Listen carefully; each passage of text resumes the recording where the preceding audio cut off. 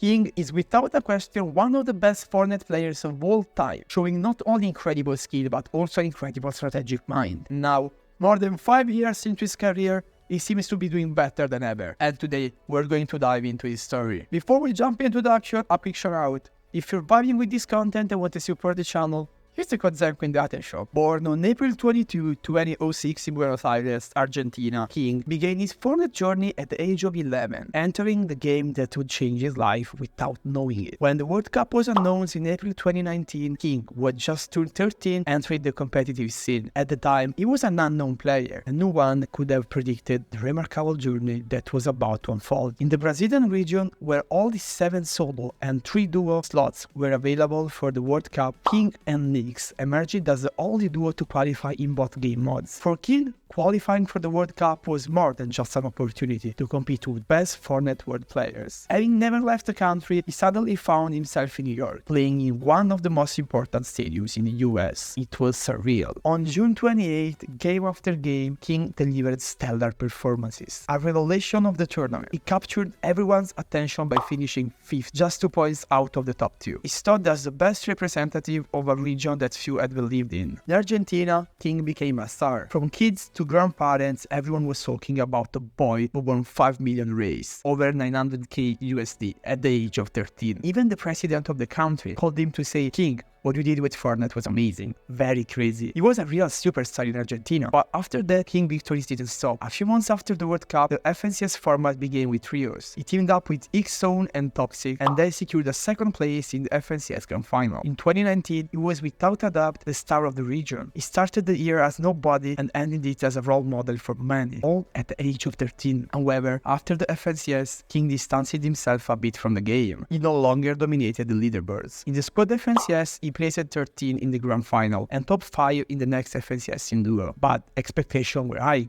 and fans were looking for more FNCS wins from King. What makes him one of the best? One day, Epic Games announced the solo FNCS. After a long break, we were once again graced with a major solo tournament. For King, the player who dominated World Cup solos, this challenge was crucial in proving that he was still one of the best in the region. He made it to the grand final and emerged as one of the favorites to win it all. Throughout the tournament, he consistently held the top spots on the leaderboard, showing off his skills. However, in the final game, a twist of fate unfolded. Facing early elimination, King's fate hung in the balance. He needed his opponents, King Bear and Zengsi, to lose before the endgame, or he wouldn't be able to win. As the casters engaged in frantic calculations, King and Zengsi were eliminated before the endgame. In a dramatic turn of events, King secured 1st place, solidifying his status as the king of the region. After this triumph, things started to get better for King. The FNCS trios returned, and King made the crucial decision to team up with Rusty K and Sion, forming what would become the most influential trio in Brazil Fortnite history. In the middle of the ongoing pandemic, King took the bold step of relocating to Brazil to compete on Zero Ping. In each Cash Cup and FNCS week,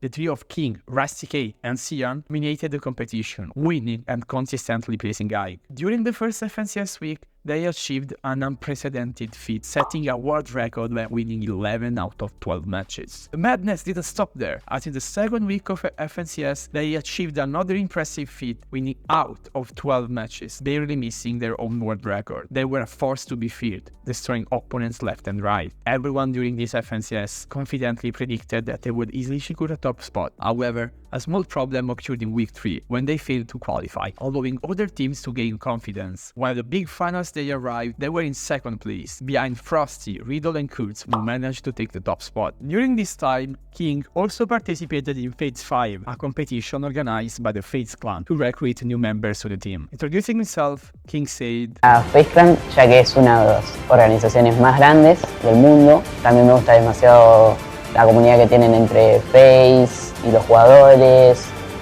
Y nada, me gustaría estar en Faze Clan por eso.